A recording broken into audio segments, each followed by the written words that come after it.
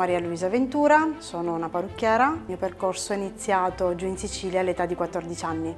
Ho frequentato la scuola di parrucchiera e dopo ho lavorato in diversi negozi. La mia avventura imprenditoriale è nata quando mi sono trasferita qui in Veneto per amore. Grazie al supporto di mio marito, nel 2008 ho aperto il negozio My Style. Investo tanto sulla formazione. Negli anni ho cercato di organizzare qualcosa al di fuori del mio negozio. Dei servizi fotografici, ho avuto modo di organizzare anche un evento per la prevenzione del tumore al seno e adesso sto preparando un evento per l'importanza di una sana alimentazione, benefici sul cuoio capelluto e i capelli.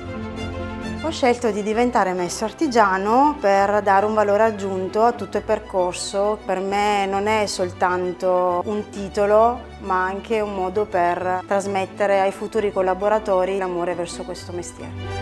Io devo dire grazie sia a Confartigianato che Cesar che mi ha permesso di fare il percorso di diventare maestra artigiana oggi. Ho frequentato diversi corsi organizzati da loro che mi hanno permesso comunque un'ulteriore crescita della mia professione. Ho la fortuna di avere sia una famiglia che le persone che mi circondano, comprese le clienti, che mi supportano tanto, quindi anche loro sono perno principale per il mio voler tanto fare e tanto dare. Artigiani sempre sul pezzo.